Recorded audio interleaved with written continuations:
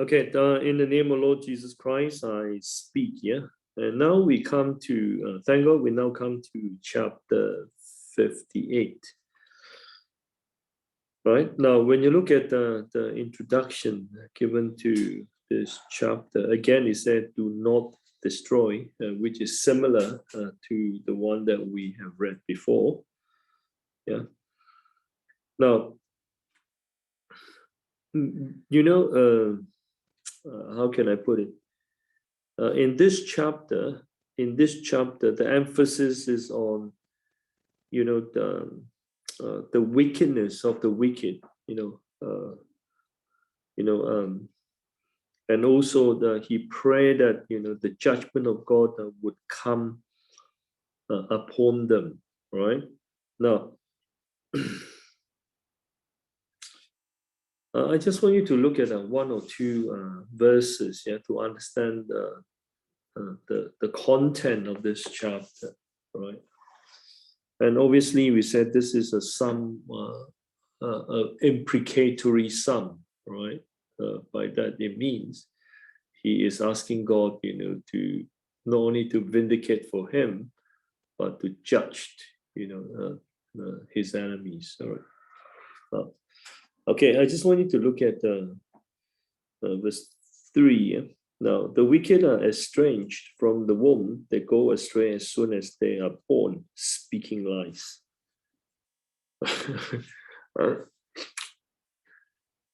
It's like it gives the idea that because of the sin, yeah, because of the sin of this wicked people, it's like he is saying that this sin actually originated, yeah, even before they were born, right? Even when they were in the womb. Now, this is one of the verses which is quite difficult to explain as well, if you know what I'm saying. What does it mean the wicked are estranged from the womb? They were not even born. If you said they have sinned, I agreed, okay. But to say that they were lost in the womb is, it's like, what I'm saying. It's quite difficult to explain unless this is not a statement of fact, and if this is a metaphorical reference, then I can understand where he's coming from. All right. Now, meaning that they were very wicked even from the very beginning. That's the meaning. Okay, that's the meaning.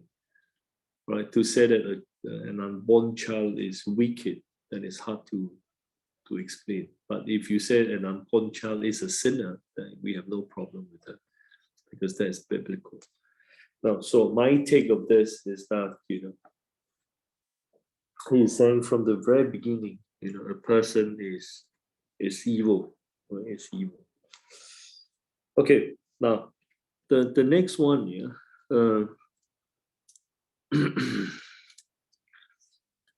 I want you to look at verse 10, okay? The righteous shall rejoice when he sees the vengeance. He shall wash his feet in the blood of the wicked. Now, again, what exactly, does it mean here?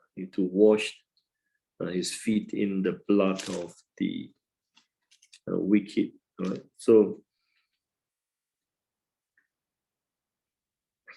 all right, now, I want you to look at chapter 68. Yeah? Chapter 68.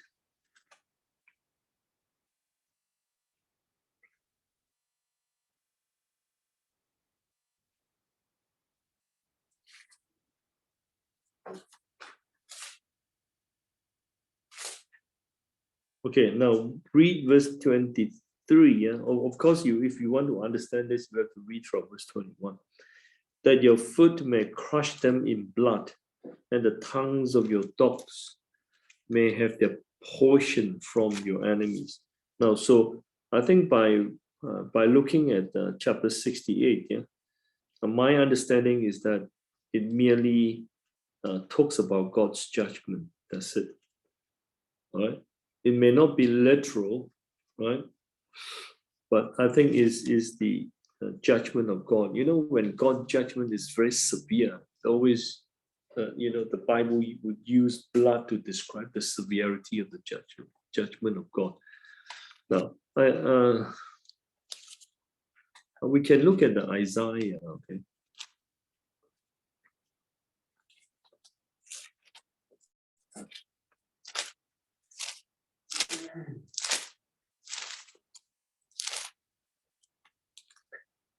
Okay, we can read verse 63. Chapter 63, Isaiah.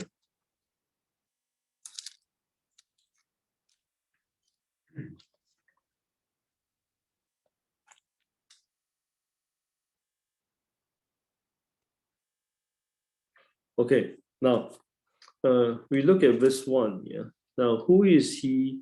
Who is this who comes from Edom with dyed garment from Bosra? The one who is glorious is in his apparel, traveling in the greatness of his strength.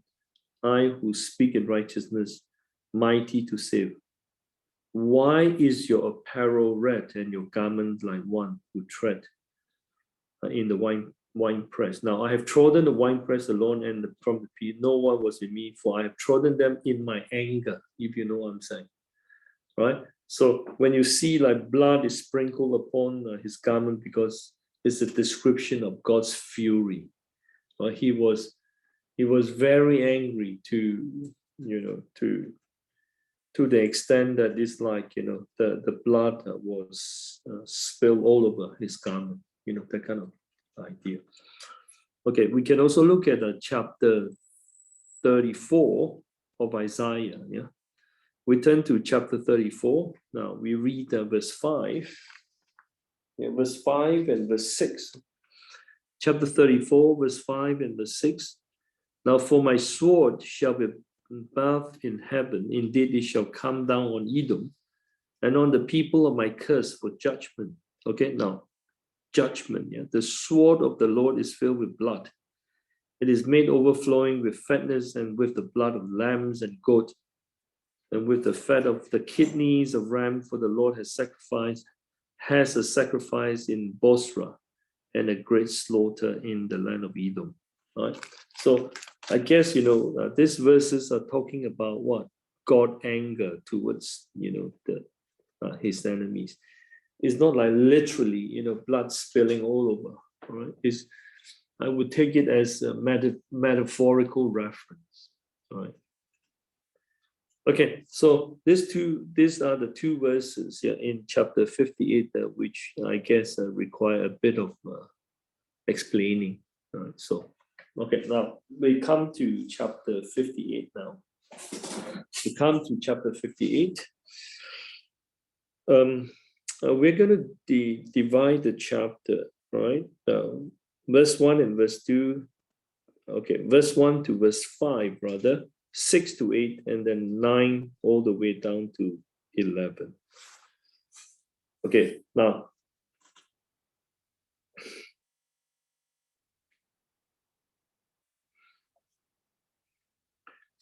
all right, now I want you to look at verse 1. Yeah, do you indeed speak righteousness, you silent ones? Do you judge uprightly, you sons of men? No, in heart you work wickedness. You weigh out the violence of your hands in the earth.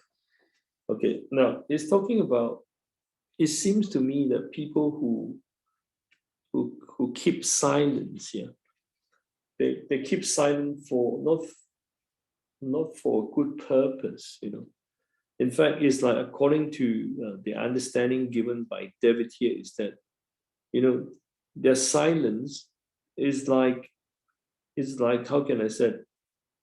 Their silence means that they would not want to be disturbed, if you know what I'm saying, so that they can work out this wickedness, right?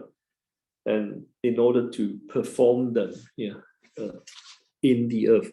And so the silence here is not good. People keep silent, not for a good purpose, not for a good cause. Okay, now verse 3 to verse 5. Yeah, okay, I already explained the first part. They go astray as soon as they were born, speaking lies. Now, their poison is like the poison of a serpent. They are like the death cobra that stops its ear, right? Now, so meaning that this cobra is no longer under the charm of the charmers, if you know what I'm saying. Yeah, the cobra does not heed the voice of charmers anymore, any longer. Even though the charmer may be very skillful, right? Because the cobra is deaf, right? Meaning he cannot hear anymore. Okay, so now if a cobra is not charmed, then obviously what happens is, it would attack anything that seems to threaten or pose a threat to it. Okay, now so this is the description of the wicked here. The wicked, it seems to me that it's not just a normal wicked person.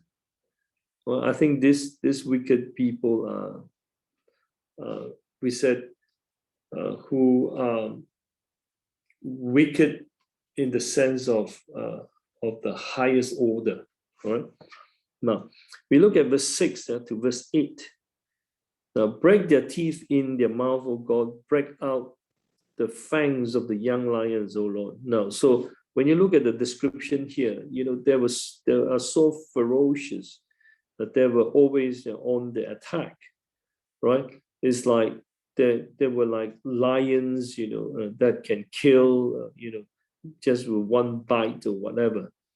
Now, so let them flow away as waters which run continually. When he bends his bow, let his arrows be as if it cut in pieces.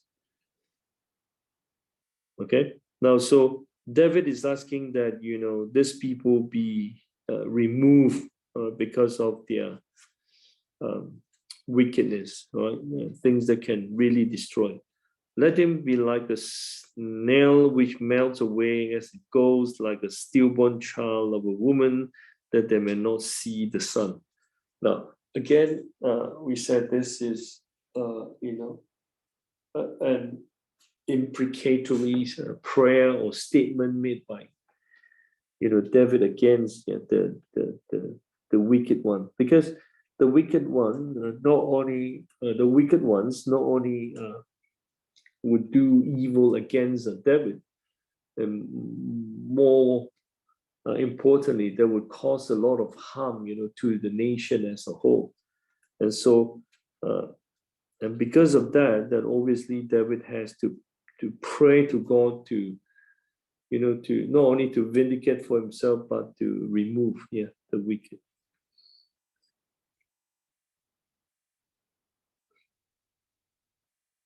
Okay, now, so verse 9 to verse 11 is talking about, how God will remove them, right? In his living and burning wrath, God will take them, them away as with a whirlwind, that kind of thing. They'll be blown away. Okay, and I think this is the faith and this is the belief, of David. Okay, now, so, all right, we look at verse 11. Yeah? So that man will say, surely there is a reward for the righteous. Surely he is God who judges in the earth. Now, so we find that David prayed in this manner, that he offered an imprecatory prayer with one sole purpose in mind. That is in verse 11. Surely there's a reward, so that man will say, surely there's a reward for the righteous. Surely he is God who judges in the earth. Now, we understand that without this, people can become very unrestrained, right? Cannot be controlled. Now,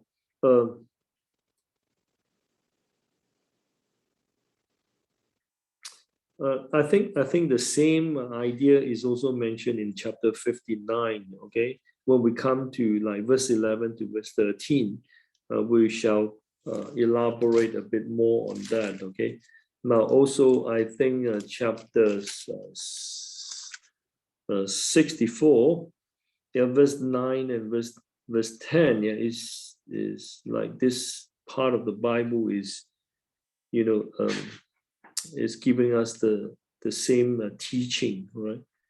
Because God has to do something about the situation, not to allow the wicked, to continue on with their wicked work, right? That kind of thing. All right. Now, so the reason is very clear. So to make sure that there is a reward, and there is also what a punishment, a judgment. Okay. Now, so that's the reason why David prayed in this manner. Okay. Now we move on to chapter 59 now. Chapter 59, if you look at the superscription given, a Michtam of David when Saul sent men and they watched the house in order to kill him. Yeah. Now, I think this incident took place this incident is recorded in 1 Samuel chapter 19, right? Now, I think this records, early on, when Saul made known his intent, right, to kill David. From actually when you look at chapter 18, he did not mention about killing David openly. Okay, it's like he just harbored this hatred, in his heart against David, right? Now, so when Saul, became more and more, how can I say, angry, right? The Bible says Saul became David's enemy continually. I want you to read the verse in chapter 18. Chapter 18.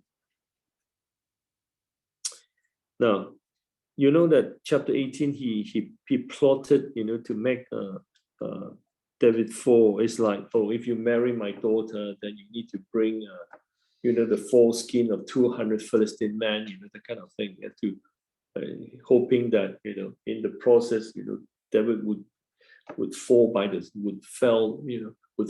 sword, if you know what I'm saying. Yeah? Okay. Now, so I want to read verse 29. And Saul was still more afraid of David, so Saul became David's enemy continually. Okay, continually. Now, in chapter 19 here, he publicly declared that he wanted to kill David. Now, I want you to read verse 1. And now Saul spoke to Jonathan, his son, and to all his servants that they should kill David.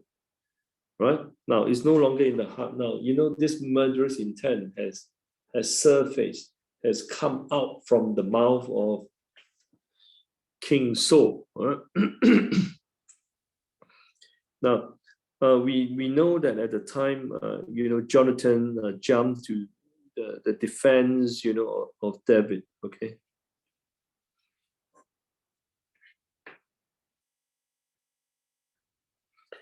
Right. So this chapter is talking about the distressing spirit, came back again, and wanted to, to kill David. Okay. And so most likely, this psalm is written, with this background in mind. Okay, now we are going to go through it. Now, I think initially this is how David feel about the entire situation. I want you to look at verse 4. Yeah, they run and prepare themselves through no fault of mine. Okay, they will say, I've done no wrong, and yet these people, they wanted to, to kill me. In fact, this is true when you look at, the story of David. Okay, now I also want you to look at where is it?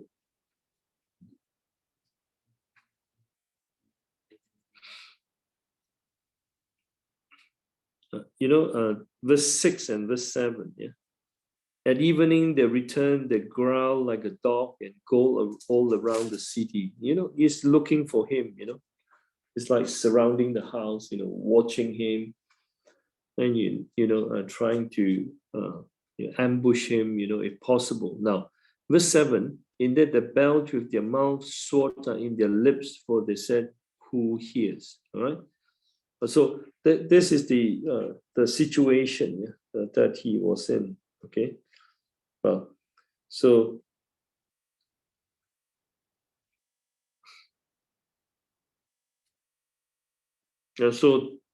David again, is asking God, to do something about it, to make sure that it's like he was not exposed himself. I mean himself, to this wicked people who were trying to kill him. Okay. Now, these are some of the highlights. All right. Now, we look at verse 1 to verse 5, the first section. Now, verse 6 to verse 13, the second. And then 14 to 17. Yeah, 14 to 17.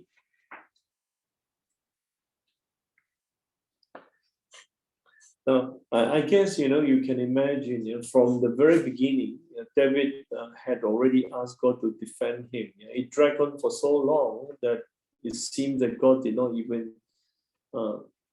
defend him, allowed him to go through, the conspiracy and the plot of Saul. But the only thing is, he was not given to them, given into their hands. Okay, now, so here it says, deliver me from the workers of iniquity and save me from bloodthirsty men. Okay, now, so again, I said it's hard to imagine, what was in his mind, every time when he realized that, someone was about to kill him. Obviously, it was very disturbing, and it's very unsettling, and it's hard to bear, to be honest. It's very hard to bear.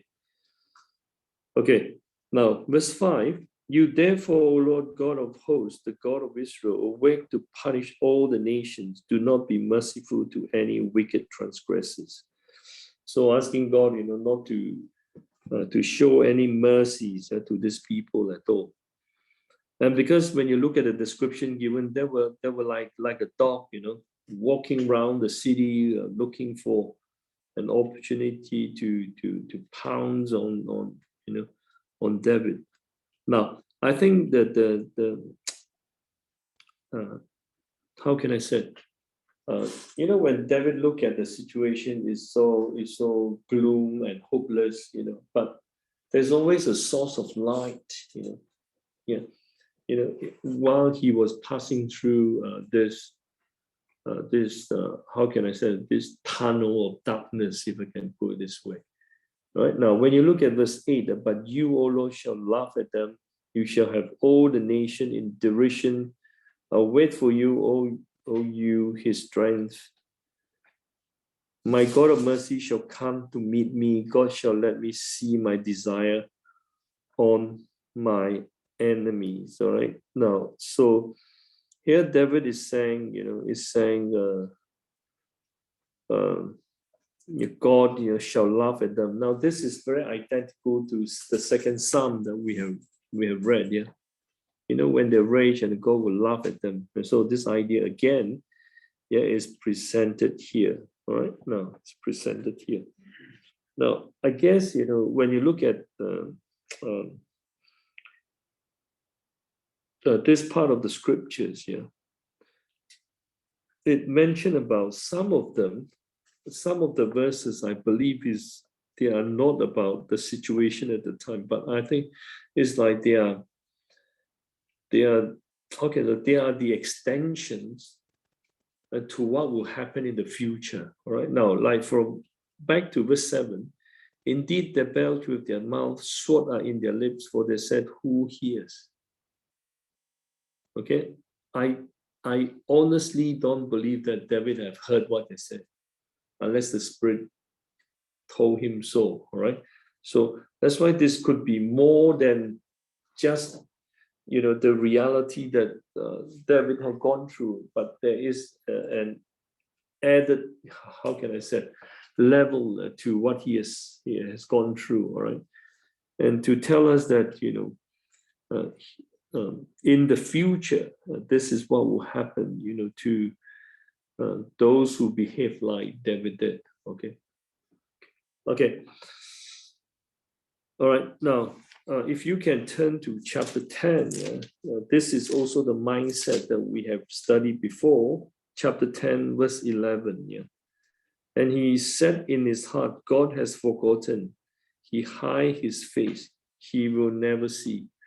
But here it says, who hears? No one knows what we say. Okay.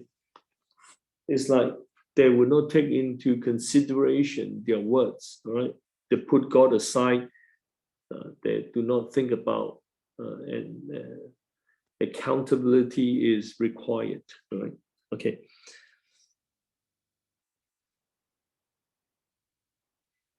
Now we come to back to chapter 59. 59, yeah. Now verse 11, do not slay them, lest my people forget. Scatter them by your power and bring them down, O Lord, our shield. Now, it seems to me that there are two groups of people. Now, do not slay them. Them here refers to what? To the enemies. My people refers to those who follow David. And bring them down, O Lord, our shield. Them refers to the enemies, I guess. For the sin of their mouth and the word of their lips, let them even be taken in their pride, and for the cursing and lying which they speak. Right? So it's like, make sure that the enemies are punished, consume them in wrath, and consume them, that they may not be, and let them know that God rules in Jacob to the ends of the earth. Now, them refers to the enemies, and the third line, yeah, and let them know that God rules in Jacob. We say, if they are consumed, then how would they know that God rules in Jacob? Now, there are two possibilities here. There are two groups of people, like what we said. First consists of the wicked, and the second, the chosen people of God. Right? The chosen people of God. Now, the second possible explanation is that consuming them in wrath here is only a metaphorical reference, meaning let them be judged. Okay? All right. Now, we move on from verse 14 to verse 17. Now, I just want to highlight to you this first. God is my defense is mentioned in verse 9.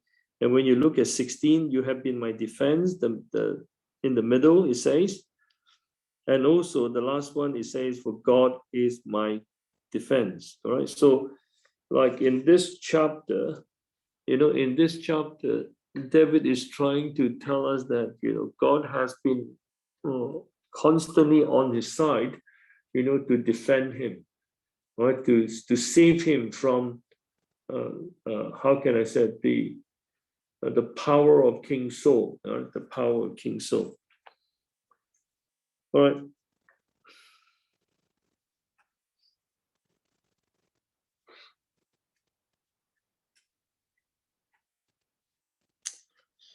Okay, so this is roughly the chapter, because I guess it's pretty similar to the other chapters as well. I think the only thing that I want you to pay attention to is verse 7. To me, that is quite unique, right? Quite unique, and here it fully depicts, if you like, the mentality and the mindset of those who intended to kill David or to harm David. And it also brings to light that, this is what, the false teachers would behave, in the church age. Okay. All right. We move on to the next chapter, chapter 60. Now look at the superscriptions, right? Now, here it says, set to Lily of the Testimony, a Miktam of David for teaching. For teaching is like this psalm is written to teach, to teach others, yeah? It's for teaching purposes, put it this way. So obviously it's also for us to learn. Now, the background is when he fought against Mesopotamia and Syria of Zobah, and Joab returned and killed 12,000 Edomites in the valley of Salt. Now, I guess, your reference in the Bible probably is pointing to 2 Samuel chapter 8. Okay, we can look at the chapter 8, verse 3. Yeah. Okay. David also defeated Hadadezer, the son of Rehob, king of Zobah, and he went to recover his territory at the river Euphrates. And this is the conquest that David made against the Syrians, and I mean the Moabites and also the Syrians, all right, in the chapter.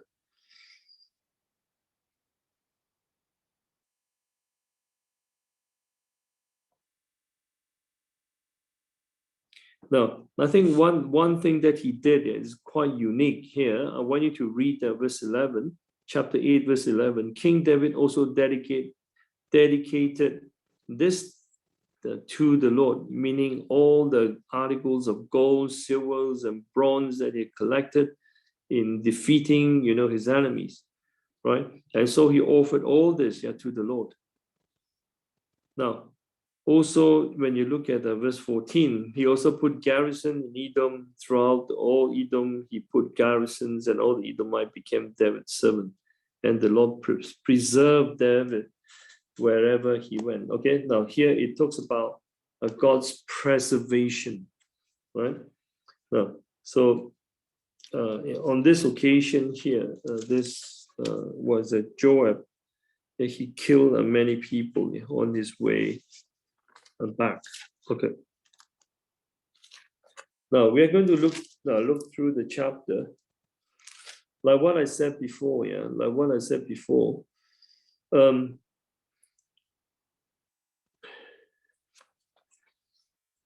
sorry, I just want you to, I missed the.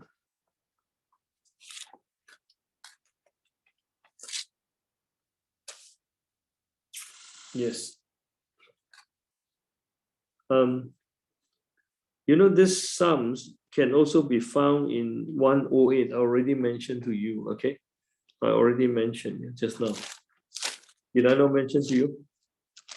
I said this Psalm 60 can also be found in 108, isn't it? From verse 6 onwards to verse 13, okay? Verse 6 to verse 13 is almost identical.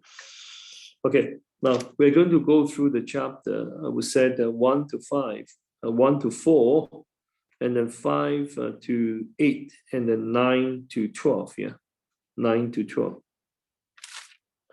All right, now.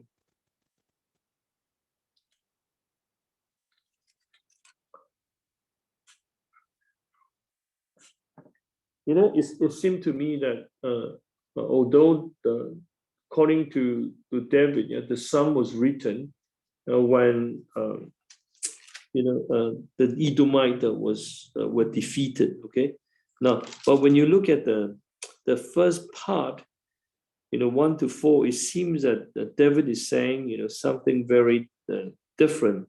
It's contrary to the background information given, because he's mentioning about how God has forsaken them, how broken-hearted they were, is asking the Lord to heal, its breaches. Okay, now you have shown your people hard things. You have made us drink the wine of confusion, of staggering. So David is saying that whatever he he faced here actually is like, from God, because God was not happy with them. Now, I want you to look at verse 4, all right? Despise,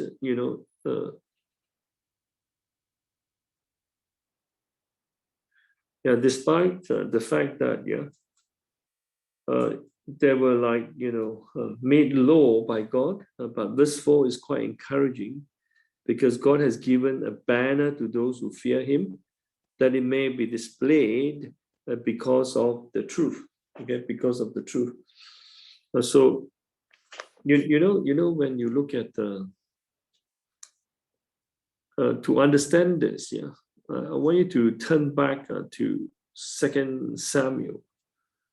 Well, we look at chapter 8, 2 Samuel, chapter 8.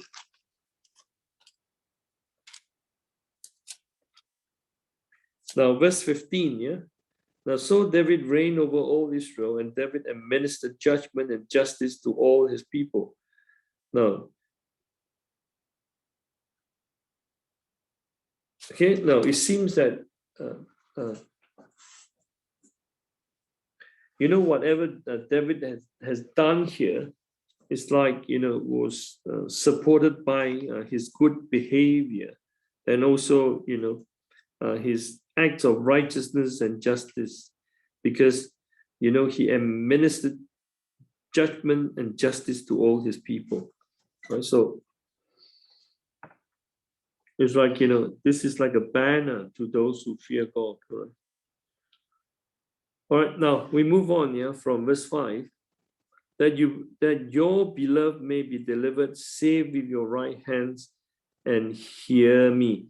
Now, so, when you combine verse 4 and verse 5, it's talking about it is by the truth of God that, a nation is saved or a person is saved, right? Now, so there is like a shift away from what was happening in the time of David, and to a spiritual dimension which talks about how a person can truly be delivered, right? So when the truth of God is displayed, all right, obviously, this is how people can be delivered. Okay, now.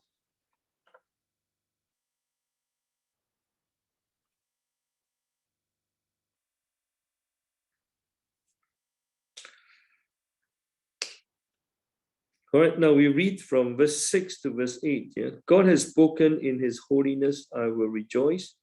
I will divide Shechem and measure out the valley of Succoth. Gilead is mine and Manasseh is mine. Ephraim also is the helmet for my head. Judah is my lawgiver. Moab is my washpot. Over Edom I will cast my shoe. Philistia shout in triumph because of me.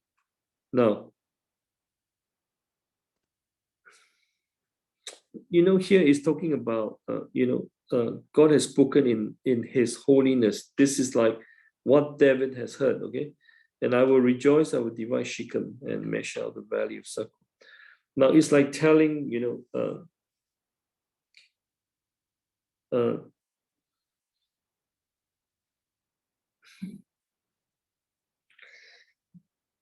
it's like, God has like divided the land. If you look at this very closely, isn't it? For his people, right? For his people. Now, but it seems to me that some like foreigners were also included, but like verse 8, it said, Moab is my washpot. Is my washpot. Now, I want you to read Isaiah chapter 16. Isaiah chapter 16, we read verse 6, right? We have heard of the pride of Moab. He is very proud of his haughtiness and his pride and his wrath. All right? Now, so when you look at Moab, he was proud of whatever,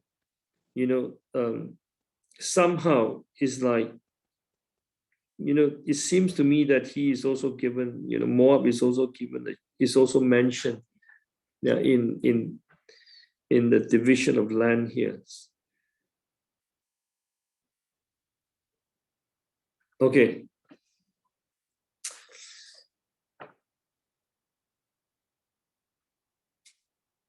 So you find that, sometimes, certain part of Psalms is written in such a way that, foreigners and God's chosen people are mentioned together. Now, it's not that, like historically, the foreigners have changed or whatever, but this is more like, talking about in the future, how these people would change. I just wanted to give you an example to help you understand further. I want you to look at, for example, chapter 25 here.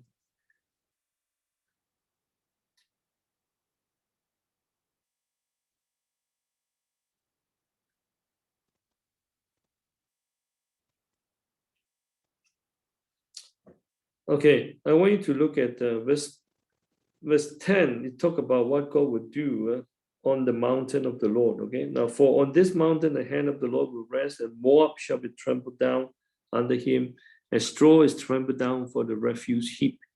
And he will spread out his hand in their midst, as a swimmer reach out to swim, and he will bring down their pride together with the trickery of their hands.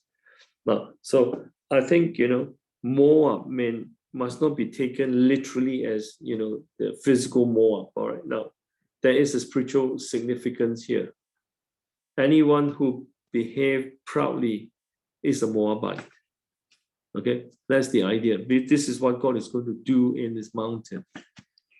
All right.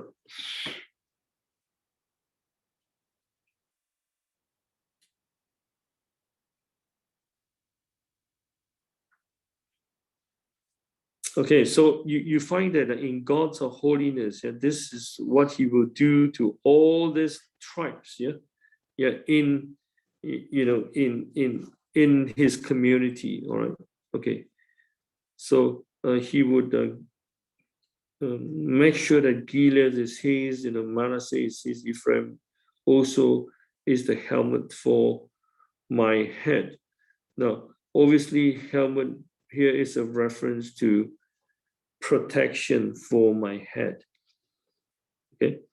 Now, when we talk about protections, we will set protection for his people. Okay. Now, I want you to understand, for example, Ephraim also is the helmet for his head. Yeah. Now, in the past, like in Judges, there are at least two accounts of which Ephraim, has caused so much trouble, to his own people because of pride. Now, also in the book of Isaiah, Ephraim represents the head, all right, and represents the entire nation of Israel. Okay. All right, now we come to the last part here. You find that this is what God is going to do. Verse 6 to verse 8 are two, those who are in his community. So we must not look at them as like separate nations, all right? So we have to look at it from the perspective of these people being in the mountains of God. Okay. Now, verse 9 to verse 12. Who will bring me to the strong city? Who will lead me to Edom? Is it not you, O God, who cast us off? And you, O God, who did not go out with our army, give us help from trouble, for the help of man is useless. Through God, we will do valiantly, and for it is he who shall tread down our enemies. Now, so, the reality is, like what we have mentioned before, yes, David has been victorious. In the background is that he has defeated, his enemies by Joab. Now, but in his mind, it is God. God is the one who has done the work for him. No, it is God who gave them help from trouble. Right? Now, for the help of man is useless. Now, having gained victory, and yet David was able to see that it is by the hand of God, that victory was given. Okay, now so in a way you find that is quite encouraging, to see that as well. All right, so this is roughly the chapter. Okay, now so this is like a psalm that the background is that he has defeated his enemy, but you can see his thankfulness towards God, especially the last part. Right? So it's like the psalm is not exactly related to the situation that he was in. Now instead, he was talking about without God, there would have been broken down, that kind of thing, and how God has come to their rescue. Right now, but true rescue that come from the truth being displayed. Right? That's the main thing. Right, so God is going to work on his people. Some of them were like the Moabite, the Edomite, or whatever.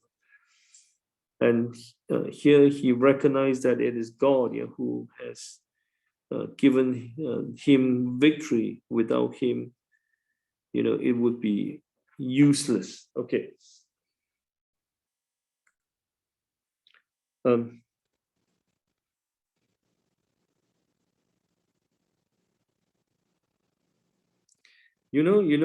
Just want to quickly help you to read the psalm again, chapter 60.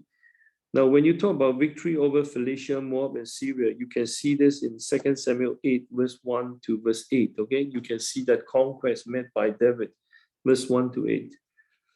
Now, 2 Samuel chapter 10, verse 1 to 9, victory over Ammon and Syria as well. All right. Now, so 1 Chronicle chapter 18, verse 11 to verse 13, victory over Edom, Moab, Ammon, Philistia, and Amalek. You want me to give you the reference again? Okay, now if you look at the 2 Samuel chapter 8, verse 1 to verse 8, here it talks about victories over Philistia, Moab, and Syria. Okay, now 2 Samuel chapter 10, verse 1 to 9, is about victory over Ammon, the Ammonite, so Ammon, and Syria. And First Chronicles chapter 18, verse 11 to verse 13 talks about victories over Edom, Moab, Ammon, Philistia, and Amalek. Right, now, so these are the references. If you read them, then you can compare. Then you understand that David recognized that through God, they would be able to do valiantly. All right, this God who shall tread down their enemies. Right now, so this is in a way, like acknowledging, the work of God and the power of God, and you find that David is like lowering himself, thing which is very important. Okay, now we move on to the next one. Next chapter, 61. 61 is a pretty short chapter. We said divide the chapter, verse 1 to verse 4, and then 5 to 8. Now, I think this morning I have already told you about vows, which you can see in verse 8, and also, verse 5 and verse 8, all right? And so David was very determined to perform his vow daily, right? Okay, to perform or to fulfill his vow daily. Okay, and we said that the main parts of his vows are on praising God, because he was so determined to praise God. Okay, now we look at this chapter. again, here he asked God to listen to his prayer, because his heart is overwhelmed. Lead me to the rock that is higher than I. Okay, now, so obviously the rock here is God. Yeah, now when you look at verse 3 as well, has been a shelter for me, a strong tower and from the enemy. All right, now I will abide in your tabernacle, for I will trust in the shelter of your wings. All right, now I just want to clarify one point here. When he said, lead me to the rock that is higher than I, we must not assume that there are other rocks as well, because I don't think this is correct. Okay, now when David said God is his rock, it means that apart from God, no one can be his rock. You understand what I'm saying? That we should look at it in this way. Otherwise, it would create a misconception, like thinking that there may be other rocks out there. Okay, now just to confirm this to you, I want you to read chapter 44.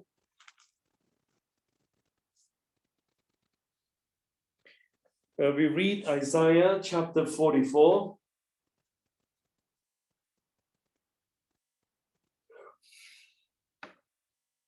Isaiah chapter 44, I want you to read verse 8, all right?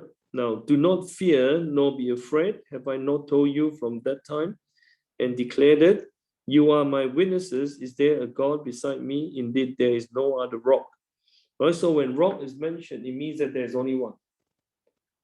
Okay, if we say God is a rock, all right, or is the rock, it means that there's no other rock. So we have to look at it in this way, okay?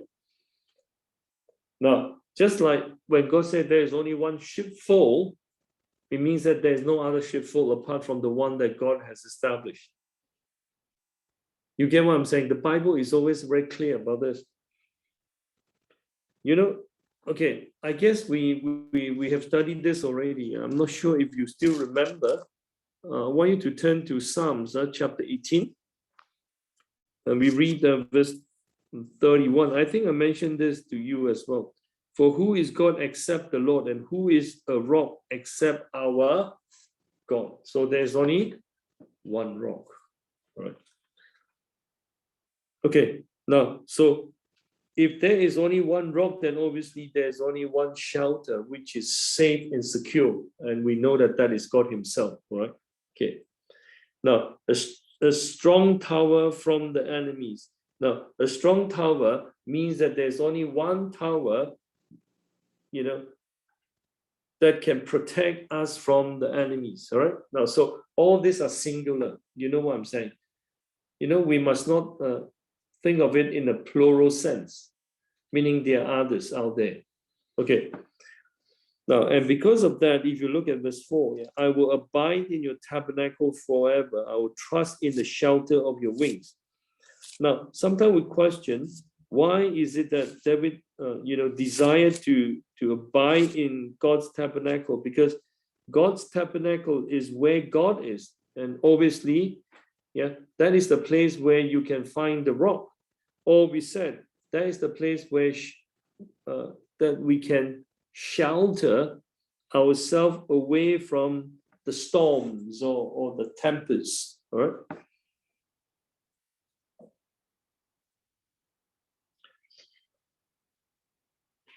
All right, now we read verse 5 to verse 8. Verse 5 to verse 8. Now I have already mentioned the vows, so I want to skip that. Now we look at verse 6. You will prolong the king's life, his years as many generations. He shall abide before God forever. Oh, prepare mercy and truth, which may preserve him. Okay, now again, the idea of mercy and truth, I mentioned, so that King David obviously understands that with this, then he can be preserved, okay? Mercy and truth, just like we said, love and truth are inseparable. Right now, so if we want to experience the love of God, then the truth must be the foundation. Right now, if we want to act out love, to ourselves and to others and to God, then we have to ensure that this love is founded on the premise of the truth. Okay, that's the idea. and it does not change. All right. Now, so verse 8, so I will sing praise to your name forever, that I may daily perform my vows. All right. Now, so the chapter is about David's understanding of who God is. He is like a rock to him. He's a shelter, and he is also a tabernacle. All right, that kind of thing. And the second part is about his determination to pay his vow, because that is to sing praises to him because of what God has done for him. All right. Okay. We take a break. Yeah?